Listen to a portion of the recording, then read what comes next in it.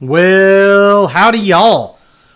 Welcome to Once Upon a Time in Texas. This is episode number 68. I'm your host, Michael Mitchell, live from the Once Upon a Time in Texas World Headquarters, which is also known as my kitchen. This just happens to be where our family computer fits in. And so, yeah, I've got a desktop here, and I might be moving it out to what I call the michaelmitchell.com world headquarters here for too long, which is basically just the garage apartment above my garage out back of my house, which is where I have my office. I don't know. I just never set up my microphone and everything back there. And anyway, it's been a thing. So, yeah. You're here in the kitchen, or the Once Upon a Time in Texas World Headquarters. Just some random stuff, current events. I've got another meeting today with the City Revitalization Committee that I was nominated and sworn into not that long ago. And so got that cooking. Summer's coming. All of my kids and my wife are done with school this week. I've got some other friends and family that were done with school at the end of last week. And so, yeah, summer's coming, which means I'm going to have a lot more people in the house than I normally do during the day. So my parents are fixing to be gone for a while. They're doing one of those Viking cruises. They did one before. They were really pleased with it. Even at the ripe old age of, let's see, when they go last time. Last time they went a year or two ago, so they'd have been like 67, 68. They really liked the cruise because they were some of the youngest people on the boat. And so they liked that. This time they are going up the Danube River. I forget where all they're going and stopping, but anyway, I think they start in Budapest, Hungary, and end... Well, shoot, I forget where they end. But anyway, the Viking cruises do look pretty cool. And they're fixing to go do that for, I don't remember, like a week or two. And then they get to come back, and they're hauling daughter number 2 out to the NRA Whittington camp out south of Raton, New Mexico, for an adventure camp that they've got. And they get to do all kinds of different shooting out there, which all of my kids are into shooting. So, good stuff. And, of course, with summer, as most of y'all know, I'm very involved with the Boy Scouts of America, which is changing to Scouting America, I think in February. Anyway, so we got summer camps going on. Me and Troop 1 and my son, we're all heading to Camp Rockefeller over in Damascus, Arkansas. Troop 2 was going to go to another camp. That's our female Boy Scout troop, but unfortunately, we've got issues with leadership, getting another leader to go, and so we may be pivoting and doing some other stuff, and maybe doing some cool weekend stuff, mostly water related. We might go whitewater rafting up at Scissortail Park in Oklahoma City, which, I mean, none of our scouts have the whitewater merit badge. And so anyway, we're looking at pivoting and doing some other stuff just because most of the summer camps around us are already full. All of our scouts have already been to summer camp at least twice. Some of them have been 4 or 5 times already. So it's not a huge deal. Of course, the other thing is rain. My God, we have had a bunch of rain. I think in the last month, we have had more rain than we normally do throughout the entire year, or at least it feels like it. But with that, during the spring comes things like fleas and flies and ticks and all kinds of other little critters. Mosquitoes. Man. Somebody suggested that we start breeding mosquitoes with lightning bugs. That way at least we can see them coming. And so... the other thing's driving me crazy, and I don't know how they're getting in here in my house, that we've got those little gnats. They float just past your face, and I guess it's because of the rain or whatever. We've never had them like this. I mean, we've always had a few that get into the house. We've got an old house, so it's a little drafty, but Man, they're all over right now. It's irritating. Anyway, so let's jump into this week's podcast. Memorial Day is coming up next week. Do you know who the tallest soldier was during the Civil War? Did you know that there were a fair amount of African Americans that fought on the Confederate side? I knew there were some. I didn't know there were as many as what I found.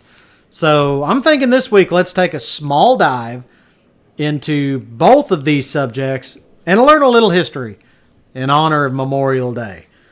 As usual, before we jump into this, I'd like to thank our sponsors. That's me and Victory Home Loans. I know there are tons of people moving in the United States, especially here in Texas and Oklahoma, where I am licensed. And I know lots of you guys do too. So let me help them out. I am an independent mortgage loan originator, which basically means I go out shopping a bunch of different wholesale lenders to find you or the person that's moving the best possible product and price for a mortgage. And I mean, we do this on everything else. Why wouldn't you do it on a mortgage? And I'm the guy to help you out. So why not work with somebody who's at least a little entertaining, works hard to make that process faster, cheaper, and easier. As a matter of fact, we just got a clear to close on a house in 11 days.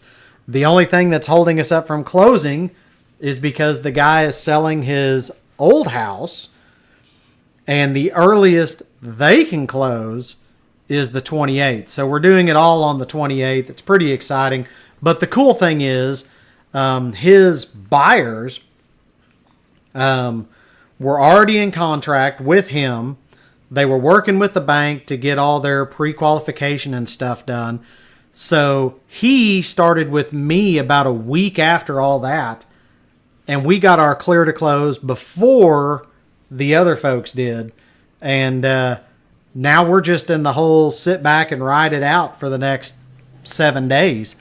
Because I don't believe they've got a clear to close yet. So anyway, faster, cheaper, and easier working with a guy like me. Send them over to themichaelmitchell.com, THE, michaelmitchell.com. Let me help them out. And remember, when you work with me and Victory Home Loans, we sell dreams, not mortgages. And that really is kind of true. I mean, a lot of folks have to have a mortgage to be able to buy a house. But that's not what they want. They just want the house. So, but it's a necessary evil, so why not at least get the best deal? And that's what I'm here to do. So where did this week's idea come from for this podcast? Well, Facebook, of course.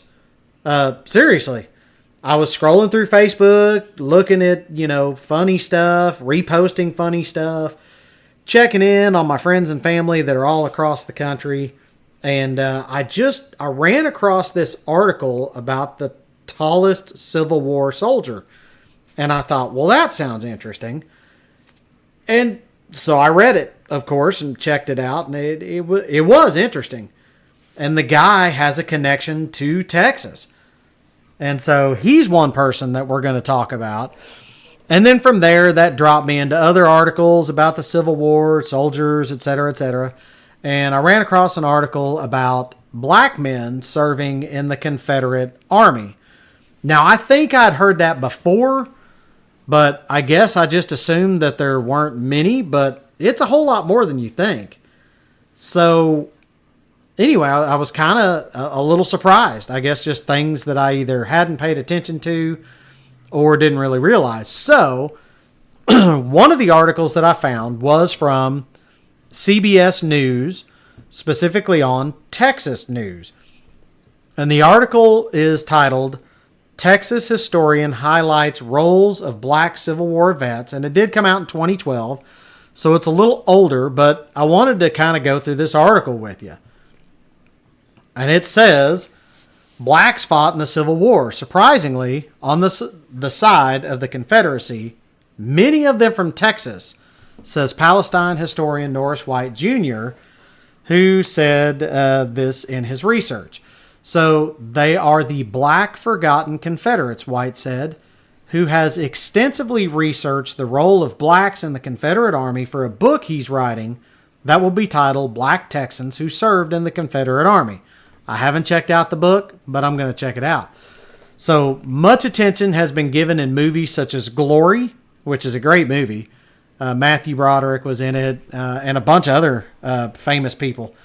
And in books and articles written by prominent U.S. military and Civil War era historian to the exploits and heroics of black soldiers serving in the Union forces.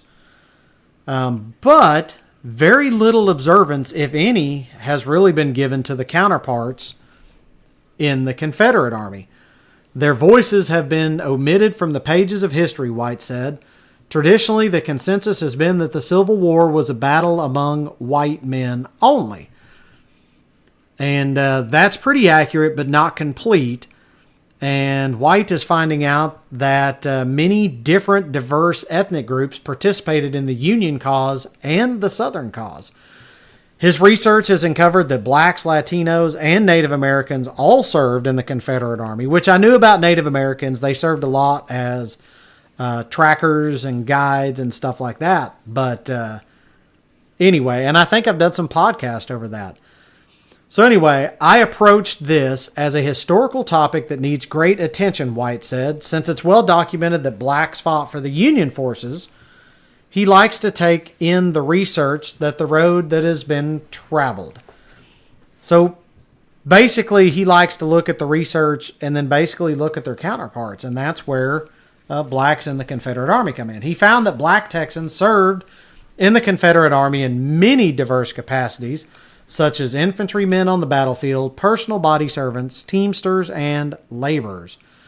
For the past 150 years, historians have documented just about every aspect of the Civil War, some topics more so than others, but this is one area that has been neglected by everyone. The topic caught White's attention while he was working on his thesis on the Buffalo Soldiers, the first regular black soldiers in the U.S. military, as he pursues his master's degree in history from Stephen F. Austin State University. White found that several Buffalo soldiers had prior service in the Confederate Army and said the thought occurred to him that they are a category that has not really been explored. White expects to receive his degree next summer, which this would have been in 2013, and then he plans to begin composing his book about blacks in the Confederate Army. When I first began my research, I was somewhat ridiculed that I'm chasing a mystical category, White said. That's interesting.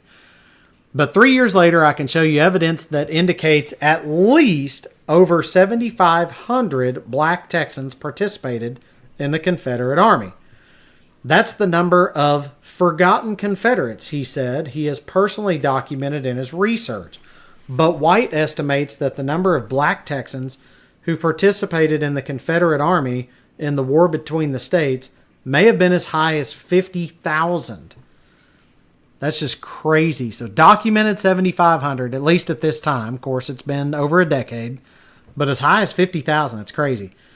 The goal of my research is to historically recognize and acknowledge black Texans who served in the Confederate Army, White said, a board member for the Museum for East Texas Culture in Palestine and a preservation fellow of the Texas Historical Commission. That's White. Since this is a country that honors its veterans, it should acknowledge, recognize, and honor all of its veterans, including blacks who fought in the South. My issue is simply I'd like to recognize the service of veterans. In this case, they are black Texans who fought on behalf of the Confederacy. Many families are proud and honored when he shows them evidence that their ancestors are Confederate veterans. White is still, or was at the time, still in the investigation process, which he undertook about 3 years before, so about 2009. He says lots of publishers have expressed interest in the book, and he hopes to publish it in 2014. I'm sorry. I didn't go look and see if the book was published yet. I probably ought to. And so a lot of folks may wonder why blacks fought for the Confederacy, or what may have motivated them. My work is not to answer that. My work is to validate that they did serve in some capacity. That's the basis of my research, just to acknowledge the fact that they were Confederate veterans.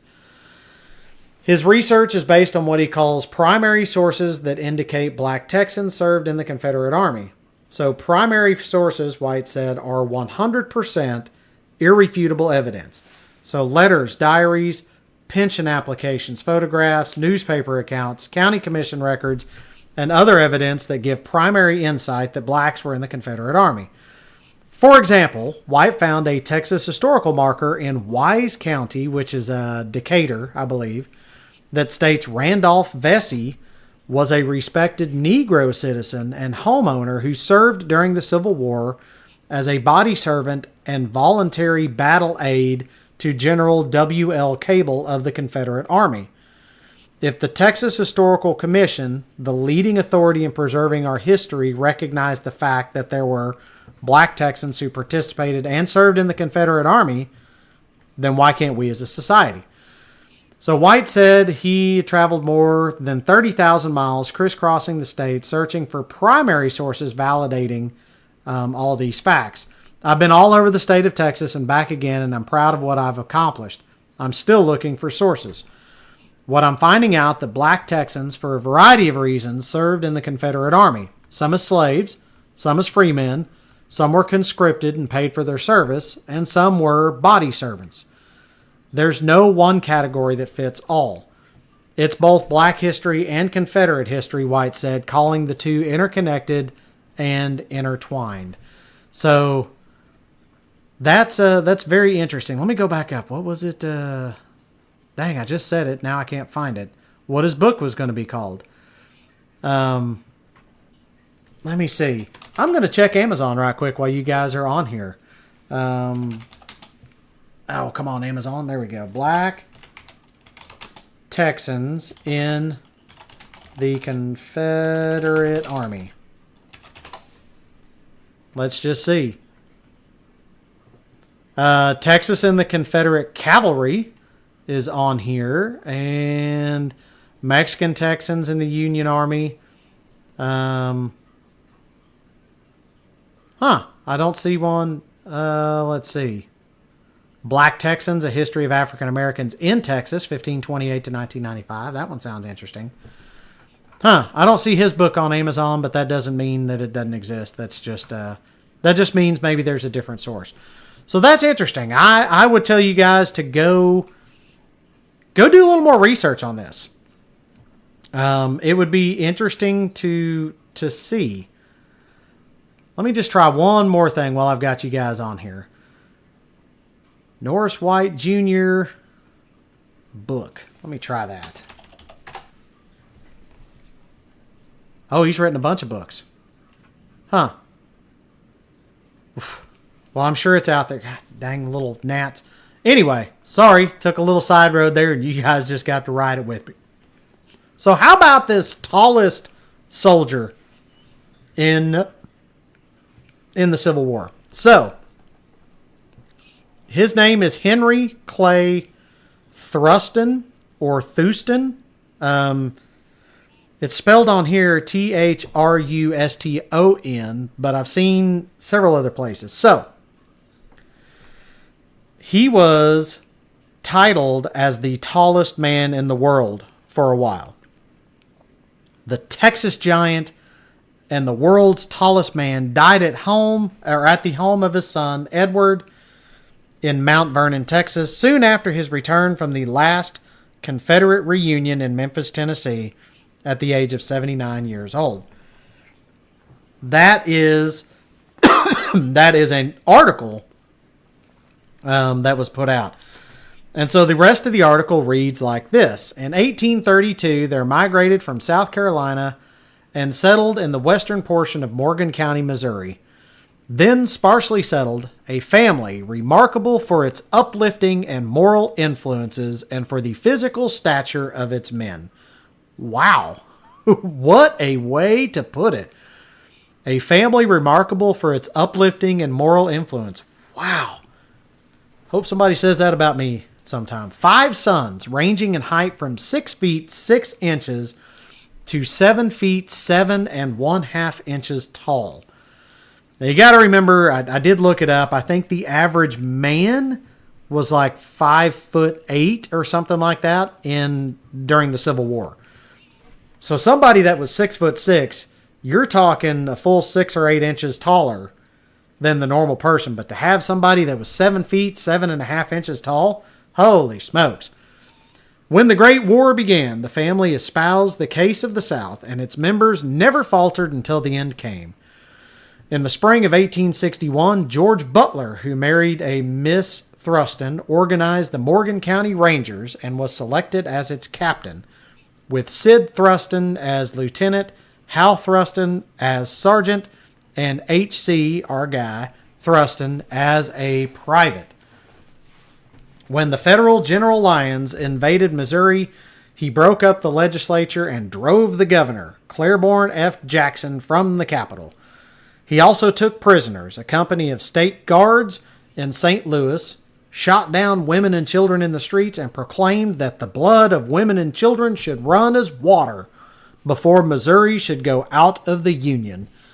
Jim Lane and Jennison, the noted Kansas Jayhawkers, were commissioned officers of the United States Army, although the government had pursued them all over Kansas, and their leader, John Brown, had been captured at Harper's Ferry, Virginia, and executed. These outlaws advocated at the head of the United States troops and plundered and burned as they went. The Morgan County Rangers, 80 strong, went forth under Captain Butler to defend their homes and property. Mrs. Butler, upon a cot, was carried into the streets of Versailles, Missouri, to say farewell to the company.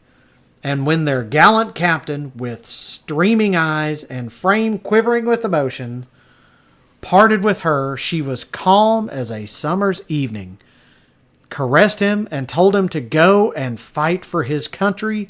And remember, he was from South Carolina. She soon passed away.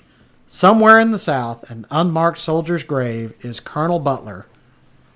It is fame's eternal camping ground. Wow, they knew how to write back then.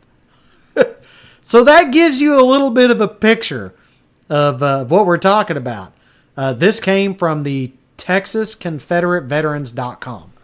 So, let's talk about Henry Clay. H.C. Thruston remained with the state guards until after the Battle of Pea Ridge, in which Joe Thruston, a nephew, was killed. The Missouri troops under Generals Van Dorn and Price were ordered east of the Mississippi River. In one of the fights after this, H.C. Thruston was well in advance. The enemy was camped near a house from which a woman ran out shrieking, "Run, boys, run! The woods are full of them."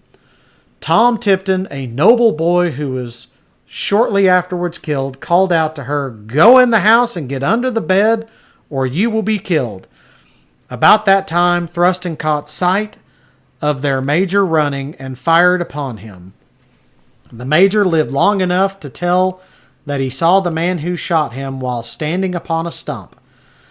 After that, we were transferred to the 4th Missouri Cavalry, Manaduke's command, then at Batesville, Arkansas, and soon we started the Cape Girardeau raid. John Q. Burbridge was lieutenant colonel under Colonel W.I. Preston. The next day we were on a dress parade when Colonel Preston gave the command, "Attention!" He ordered Thruston to get off that stump.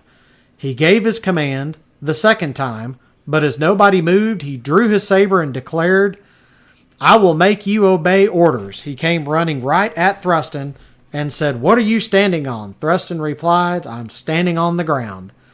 Thruston was afterwards wounded in the side at Poison Springs, Arkansas, and, strange to say, a bullet grazed the top of his head on Price's Missouri raid.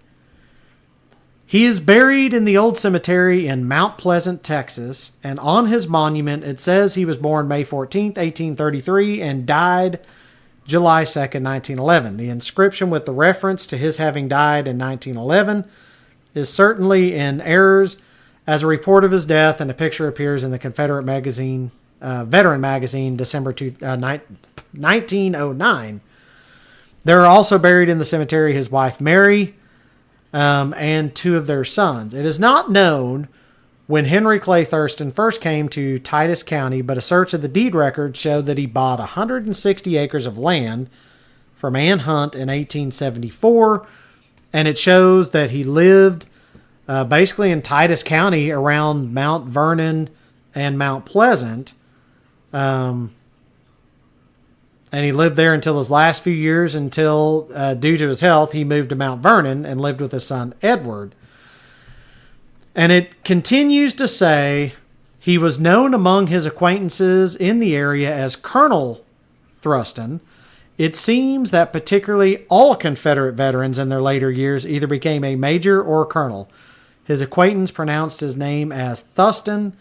For many years following the Civil War, he spent most of his time in traveling with circuses, one of them being P.T. Barnum, and was always billed in these sideshows as being the world's tallest man.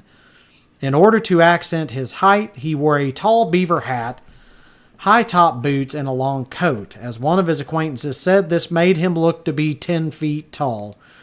In those days, one of the big events of the circus coming to town was the parade through the downtown section. And when the circus that Thruston was with was showing in any Confederate states, he would always walk in the lead of the parade carrying a large Confederate flag over his shoulder, and this was one of the most popular things in the parade. Then, on the other hand, when they were showing in a Union state, he would usually lead the parade dressed as Uncle Sam and carrying both the Union and Confederate flags. Judge R.T. Wilkinson of Mount Vernon was perhaps one of the closest acquaintances in the area, and he says that Colonel Thruston was a vain old fellow and proud of his height and was always willing and ready to recount events of the Civil War and of his life. The judge says that his hands were big as hams and his feet were so large that he had to have shoes specially made.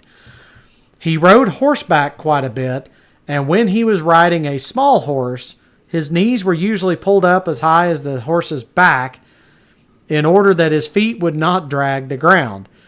He had a buggy specially built for him with a seat built high up in order that he could ride more comfortably. In fact, Judge Wilkinson said that the old fellow always took great pains to call attention to his height. So there was another